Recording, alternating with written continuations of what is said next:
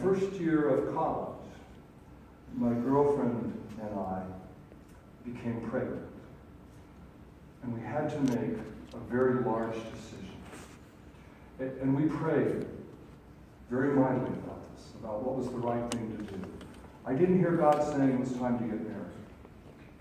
But we decided that we would give this child up for adoption, because we felt that would be the best thing possible for this baby. And I will tell you that I was absolutely broken at the time. I felt so deeply ashamed of myself. I had failed my parents, I felt. I had failed my girlfriend and her family that I cared about. I had failed God. And so the time came when the baby was born, and it was a little girl. And we gave her up for adoption. And my prayer was that she would go to the right home and be raised by good and loving parents. I also want you to know I shared this with Kim before we ever got married, because it was important for me for her to know that this had happened in my life. And last year, a year ago November, an incredible thing happened to me. My daughter found me after 42 years. And it's been absolutely incredible in our lives and in my life. Her name is Catherine. And she gave me permission to share this story with you all today. And she sent me an email, came to me at the church. And she said, I don't know if I am a skeleton in your closet, and maybe you don't want to hear from me, but I want you to know, because of the sacrifice you made in giving me up. And that just took me apart right there. She said, because of what you did, I was placed into a home where I was always made to feel loved and wanted by my parents. And then she included a picture of her husband and her 3 children. And I discovered I had grandchildren that I did not know about. So I came over to the chapel and prayed for a bit. And then I went home and told Kim, said, this day has finally come. This day has finally come. And I said, I want to be in touch with her. I want to respond. And so I emailed Catherine back. And we began to email each other. And I began to pray very hard to God about what the next steps would be. Because, you see, I had never told my children that they had a sister. And so I was on my knees for several nights, asking God, tell me what to say. What should I tell them? What should I tell the kids?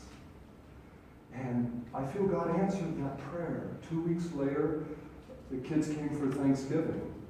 And we called a family meeting, and I sat down on the floor, and my first words really were tears. I just wept.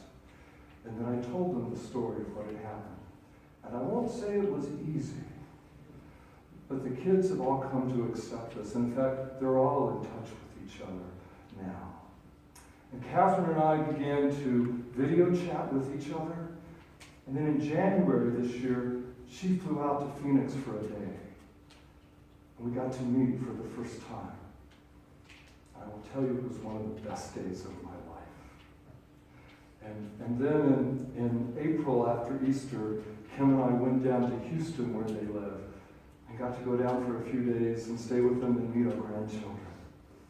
And we've been in touch ever since last November. Now, I know this is an unusual thing to hear from your pastor. It's a really strange thing to hear from your pastor. And so if this is unsettling for you, or maybe you've had something similar happen in your family and want to talk with me, I'm very available to talk about this story and about what it's meant for us and how we try to deal with it. For me, it was an experience of learning to trust God in some very new ways, but to listen to what God wanted 42 years ago. To say, God, what do you want us to do? And to trust that she would be raised in the right home, where clearly she was. And to trust and to listen last year and how I would tell my children, and then I needed to tell our bishop and the leaders of the church and the pastor's staff committee.